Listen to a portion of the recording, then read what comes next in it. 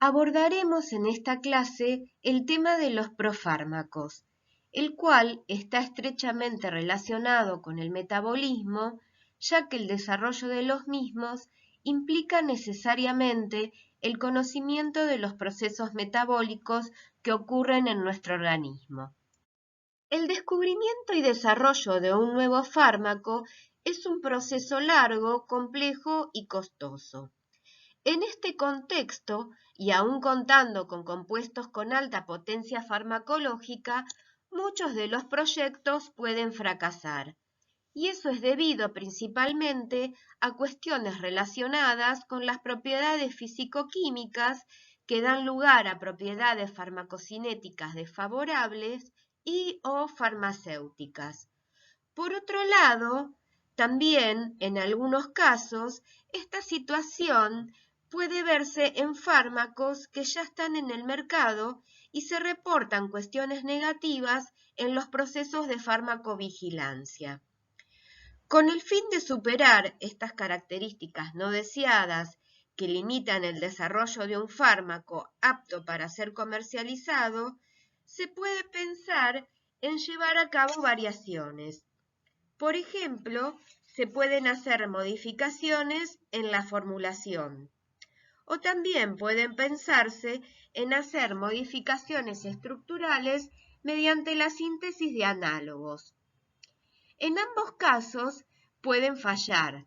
Por ejemplo, si pensamos en la síntesis de análogos, en muchos casos los requerimientos estructurales para la acción farmacológica son muy restringidos y por lo tanto se comprometería de esta manera la afinidad con la diana biológica. Tanto en un caso como en el otro, cuando este tipo de modificaciones no dan resultado, puede apelarse al desarrollo de profármacos. ¿Qué es un profármaco? Desde un punto de vista no riguroso, los profármacos resultan de la modificación transitoria de un compuesto con el objetivo de eliminar las propiedades no deseadas que les comentaba en la diapositiva anterior. ¿Y por qué decimos transitoria?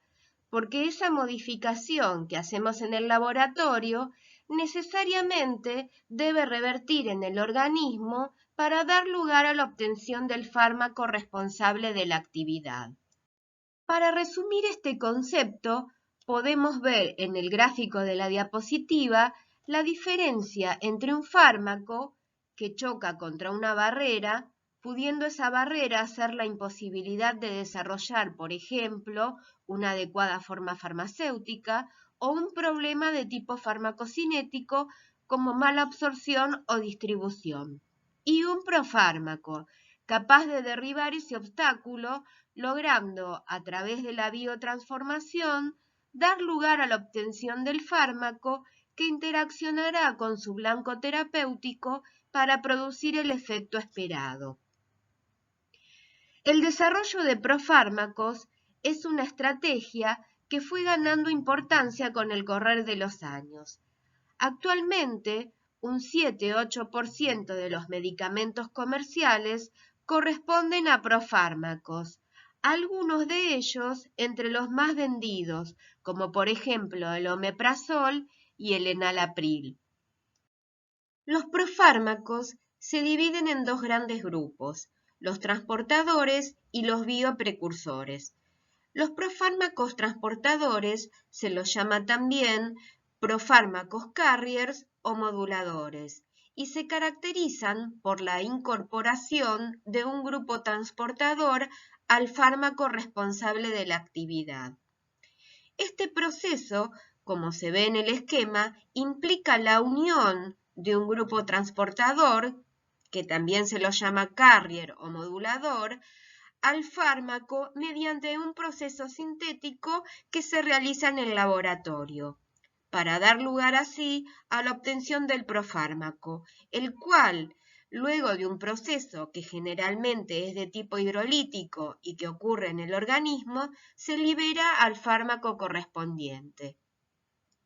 Un ejemplo de profármaco transportador es la dipivefrina, que es la adrenalina modificada mediante la síntesis de los ésteres pivaloatos de los oxidrilos fenólicos.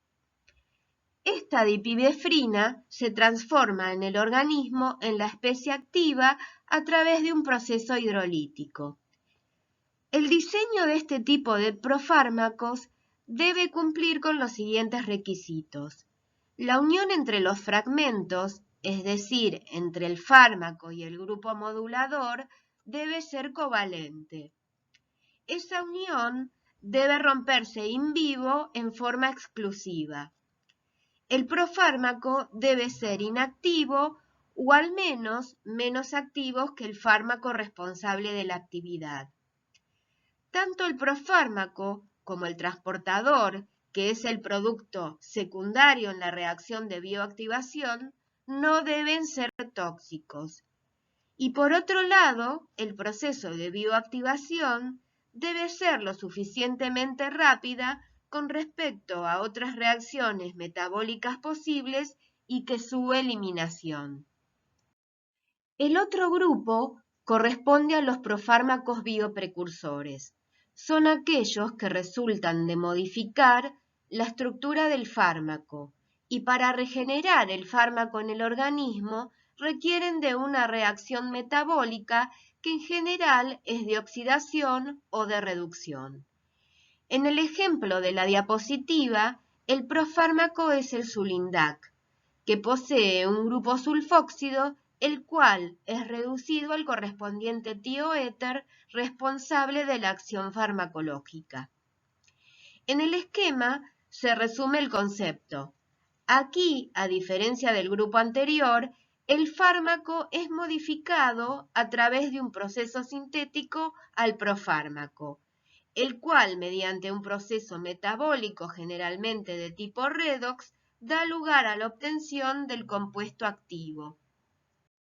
A modo de resumen, en esta tabla encontramos las características de cada uno de los tipos de profármacos y sus respectivos ejemplos. En primer lugar, con respecto a la constitución de uno y otro profármaco, el transportador resulta del agregado de un fragmento, mientras que al bioprecursor se le modifica la estructura. En cuanto a la forma de bioactivación, los transportadores lo hacen por lo general por hidrólisis y los bioprecursores por reacciones de oxidación o reducción.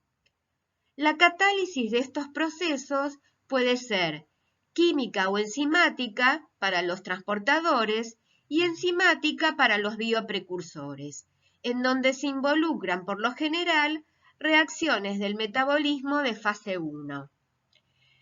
En cuanto a la lipofilia, está muy modificada en los transportadores. Si vemos el ejemplo del profármaco de la adrenalina, entendemos que al agregar los grupos pivaloilos, esta característica se torna muy diferente. En los bioprecursores, la lipofilia se modifica poco.